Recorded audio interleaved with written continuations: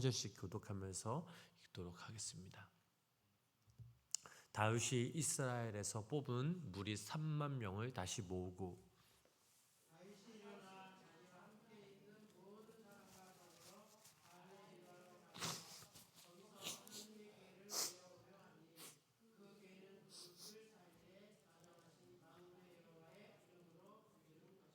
그들이 하나님의 궤를 새 수로에 싣고 산에 있는 아비나답의 집에서 나오는데 아비나답의 아들 우사와 아유가 그 새 수레를 몰이라.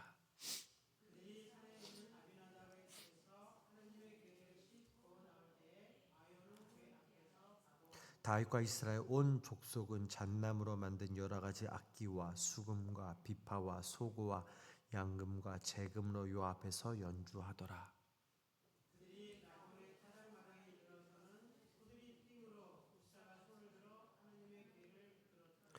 여호와 하나님이 우사가 잘못함으로 말미암아 진노하사 그를 그곳에서 치시니 그가 거기 하나님의 궤 곁에서 죽으니라.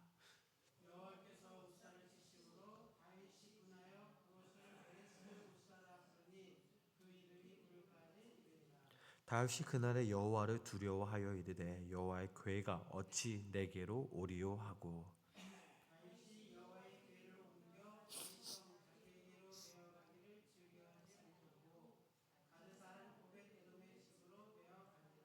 여호와의 궤가 가드 사람 오벳 에돔의 집에 석 달을 있었는데 여호와께서 오벳 에돔과 그의 온 집에 복을 주시니라.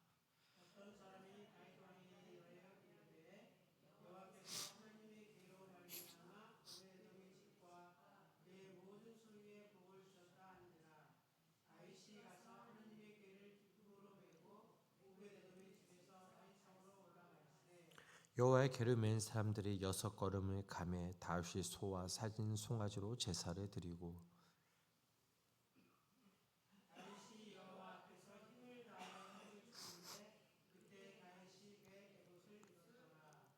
다윗이 온 이스라엘 족속이 즐거이 한호하며 나팔을 불고 여호와의 궤를 메워 오니라.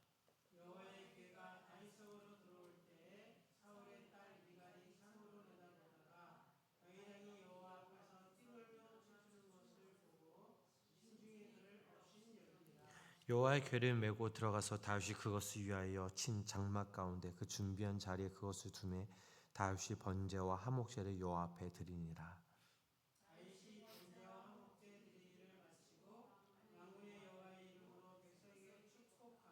모든 백성 곧 이스라엘 무리에게 남녀를 막론하고 떡 한 개와 고기 한 조각과 건포도 떡 한 덩이씩 나누어 주매 모든 백성이 각기 집으로 돌아가니라.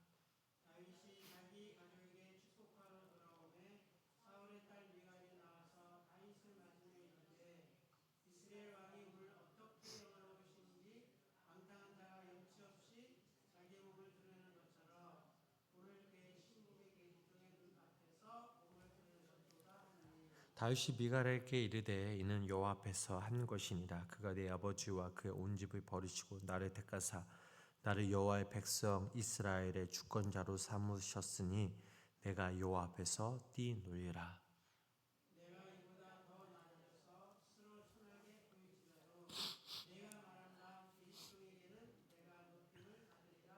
함께 읽겠습니다. 그러므로 사울의 딸 미갈이 죽는 날까지 그에게 자식이 없으리라. 아멘.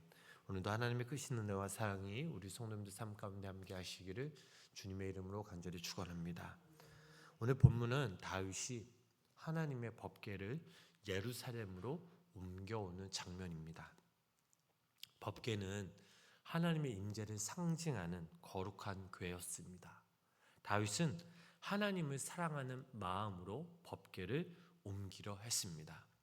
찬양도 준비했고 사람들도 준비했고 축제처럼 기쁨으로 시작했습니다. 그런데 예상치 못한 일이 발생합니다. 바로 우사가 죽게 되죠. 자, 기쁨의 행렬이 순식간에 두려움의 현장이 되어버립니다. 왜 이런 일이 일어났을까요? 오늘 말씀을 통해 하나님께서는 우리에게 중요한 영적 교훈을 주십니다. 그것은 즉 하나님의 일은 하나님의 방법으로 해야 한다라는 것입니다. 정성만으로 부족합니다. 다윗은 법궤를 옮기기 위해 최선을 다했습니다. 3만 명의 사람들을 모았습니다. 새 수레를 준비했습니다. 찬양팀과 악기들도 준비했습니다. 겉으로 보기에는 너무나 완벽한 예배처럼 보였습니다. 그러나 한 가지가 빠져 있었죠. 바로 하나님의 방법입니다. 하나님께서는 이미 율법을 통해 법궤를 어떻게 옮겨야 하는지 말씀하셨습니다. 법궤는 수레에 싣는 것이 아니라 레위인들이 어깨에 메고 이동해야 했습니다. 다윗은 열심은 있었지만 하나님의 말씀을 세밀하게 살피지 못했습니다. 우리도 그렇죠. 우리가 교회 일을 하다 보면 좋은 마음도 했고 열심히 했는데요 라고 말할 때가 분명 있습니다. 물론 열심과 헌신은 너무나 귀하죠. 그러나 하나님은 우리의 열심 이전에 순종을 보신다는 그 사실을 기억하시기를 바랍니다. 하나님은요, 결과보다 중심을 보시고 그 중심 속에 우리의 순종을 보십니다. 그래서 신앙생활은 내 방식이 아니라, 내 방법이 아니라 하나님의 방식, 하나님의 방법으로 해야 한다라는 사실이죠. 자, 우사의 죽음은 하나님이 주신 경고였습니다. 법궤가 흔들리자 우사는 손으로 붙잡았죠. 사람의 눈으로 보면 너무나 자연스러운 행동이었습니다. 충성스럽고 책임감 있는 행동이었습니다. 그런데 하나님은 우사를 치십니다. 이 사건이 너무나 무섭고 이해되지 않을 수 있습니다. 그러나 하나님께서는 단순히 손댔기 때문이 아니라 처음부터 하나님의 방법을 무시한 채 시작된 것을 경고하신 것이죠. 사실 우사는 오랫동안 법궤에 가까이 있었던 사람입니다. 익숙함이 두려움을 잃게 만든 것이었죠. 신앙생활에도 이런 위험이 있습니다. 예배가 너무나 익숙해질 수 있습니다. 습관처럼 될 수 있죠. 기도도 마찬가지입니다. 기도가 습관이 될 수 있습니다.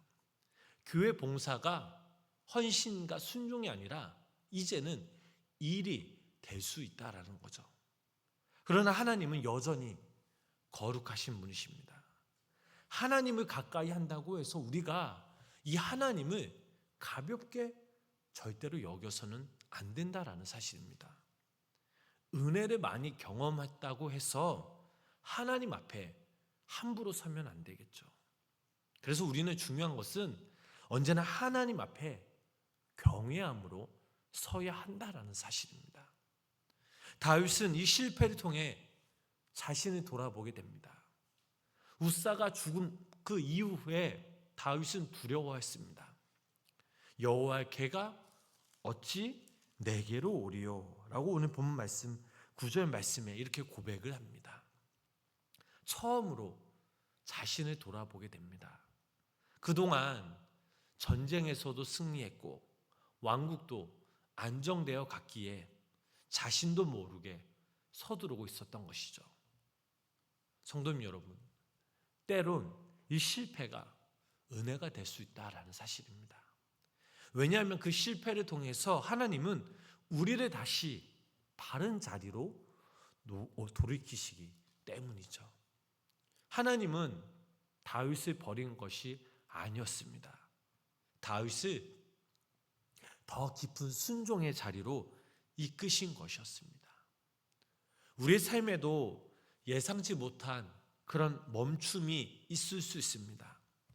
우리의 계획이 틀어졌을 때, 또 우리의 삶에 그런 중요한 일들이 막혀 있을 때, 그리고 우리의 마음이 심적으로 무겁고 답답할 때, 그 순간 하나님 우리들에게 이렇게 물으시죠.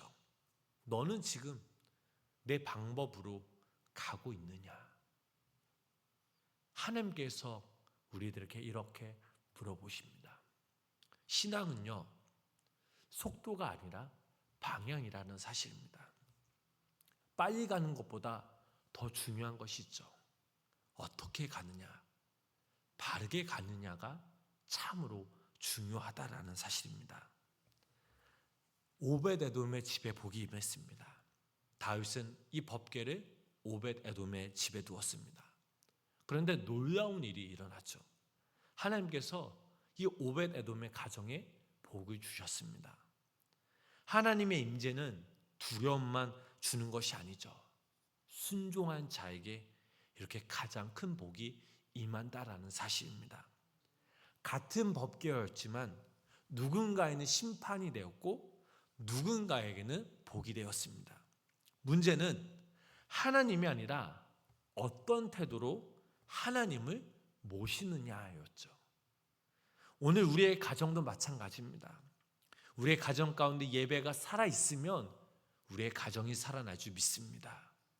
우리의 가정이 하나님이 중심이 된다면 우리 가정에게 하나님의 은혜가 임할 줄 믿습니다. 우리의 가정이 말씀을 가까이 하면 우리의 삶에, 우리 가정에, 우리 자녀들에게 복이 임할 줄 믿습니다. 가정은요, 진짜 물질만이 전부가 아닙니다. 하나님의 임재가 머무는 것, 이것이 바로 가장 큰 복임을 기억하시기를 바랍니다. 그래서 다윗은 다시 하나님의 방법대로 시작합니다. 법궤를 옮기죠. 그런데 이번에는 달랐습니다. 기쁨으로 옮겼다라는 사실이죠. 억지로가 아니라 기쁨으로 섬겼습니다. 신앙생활은요, 의무만이 아닙니다.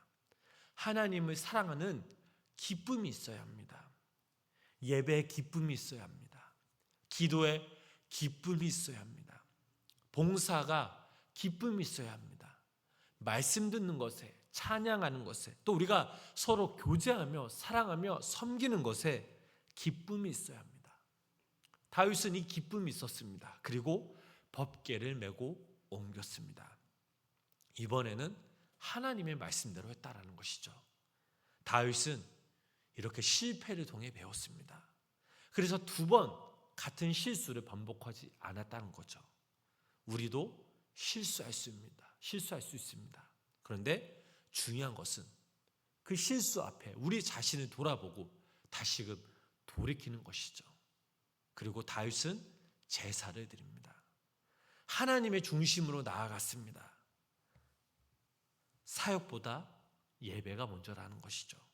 봉사보다 하나님의 관계가 먼저라는 사실입니다. 다윗은 힘을 다해 춤을 추며 하나님께 예배했습니다. 그야말로 왕의 체면을 내려놓았죠. 사람의 시선보다 하나님의 시선을 더 중요히 여겼습니다. 진짜 예배자는 사람의 눈치를 보지 않는다라는 거죠. 하나님 앞에서 기뻐합니다. 또 겸손한 사람은 이렇게 하나님 앞에서 자신을 낮출 수가 있습니다. 이렇게 다윗이 진짜 기쁨으로 하나님 앞에 예배할 때 한 사람이 다윗을 이해하지 못했습니다. 오늘 본문 말씀에 나오는 미갈이었죠. 미갈은 다윗을 비웃었습니다. 왕이 어떻게 저렇게 행동할 수 있는가? 그러나 다윗은 이 미갈은 다윗의 기쁨을 이해하지 못합니다. 왜냐하면 이 미갈에겐 하나님을 향한 감격이 없었기 때문이죠. 우리가 신앙생활 하다 보면 이렇게 냉소적인 사람이 되기 쉽죠. 찬양하는 사람을 보면 유난스럽다라고 말합니다. 뜨겁게 기도하는 사람을 보면 부담스러워한다라고 말하죠. 헌신하는 사람을 보면 이해하지 못한다라고 말합니다. 그런데 하나님은요, 정작 형식보다 우리의 중심을 보신다라는 사실이죠. 그래서 다윗은 사람 앞에서가 아니라 정말 기쁨으로 하나님께 예배하는 그 전심으로 하나님 앞에 춤을 추며 찬양했다라는 사실이죠. 우리도 이렇게 다윗 같은 신앙을 가져야 될 줄 믿습니다. 오늘 말씀을 정리합니다. 오늘 말씀을 통해 우리가 기억해야 할 것이 있죠. 하나님의 일은 하나님의 방법대로 해야 한다라는 사실입니다. 열심보다 중요한 것이 무엇입니까? 바로 순종입니다. 그리고 하나님 앞에서 우리는 겸손해야 합니다. 그리고 하나님을 기뻐하는 사람, 순종하는 사람이 하나님께 복된 사람임을 기억해야 합니다. 그리고 하나님 앞에 마지막으로 진짜 예배자로 서야 한다는 사실이죠. 혹시 지금 내 생각과 내 방법대로 살아가고 있지는 않습니까? 하나님보다 앞서가고 있지는 않으십니까? 오늘 이 새벽 다시금 우리가 하나님 앞에 내려놓기 원합니다. 하나님, 내 방법이 아니라 내 생각이 아니라 하나님의 방법대로 살게 하여 주시옵소서. 그 하나님의 인도하심이 하나님의 방법으로 나를 붙드시고 인도하여 주시옵소서. 그럴 때 하나님께서 다윗을 붙드셨던 것처럼 오늘 하루, 이 하루에 우리의 삶도 인도하여 주실 줄 믿습니다. 그 하나님께서 인도하실 때 그 하나님께 순종하시고 또 하나님 앞에 겸손하시고 또 하나님 앞에 복된 사람으로 하나님 앞에 진짜 예배자로 하나님의 방법대로 살아가시는 귀한 믿음의 성도님의 삶 되시기 주님의 이름으로 간절히 축원합니다. 기도하겠습니다. 거룩하신 주님, 오늘도 이 새벽 주님의 전에 나와 예배하게 하시니 감사를 드립니다. 지난날 우리의 모습을 돌아보면 하나님의 방법이 아니라 내 뜻과 내 생각, 내 지식만을 고집하며 살았습니다. 때론 열심히 있었지만 하나님에 대한 순종이 부족했고 내 경험, 내 판단, 내 생각을 앞세우며 살아왔습니다. 하나님, 우리의 연약함, 우리의 교만을 용서하여 주시옵소서. 다윗이 실패를 통해 다시금 하나님의 방법을 배웠던 것처럼 오늘을 살아가는 우리들도 다윗처럼 하나님께 먼저 구하는 믿음의 사람들 되게 하여 주시옵소서. 그래요, 오늘 우리의 삶의 자리에서 하나님을 경외하고 하나님께 예배하며 늘 떨림과 늘 겸손함으로 주님 앞에 나아가는 우리 모두가 되게 하여 주시옵소서. 오벳에돔의 가정에 복이 임했던 것처럼 오늘 우리 성도님들의 각 가정에도 하나님의 임재와 복이 임하길 간절히 기도합니다. 우리의 가정들이 세상의 방법이 아니라 하나님이 우선시 여기며 하나님의 말씀을 기준 삼아 믿음으로 살아가는 복된 가정들 되게 하여 주시옵소서. 하나님, 오늘도 이 하루 이 땅에서 살아갈 때에 남들의 시선이 아니라 하나님을 향한 우리의 마음, 우리의 시선을 더 중요하게 여기며 하나님의 자녀로서 구별된 삶, 거룩한 삶을 살아가는 우리 모두가 되게 하여 주시옵소서. 예수님의 이름으로 간절히 기도드렸습니다. 아멘.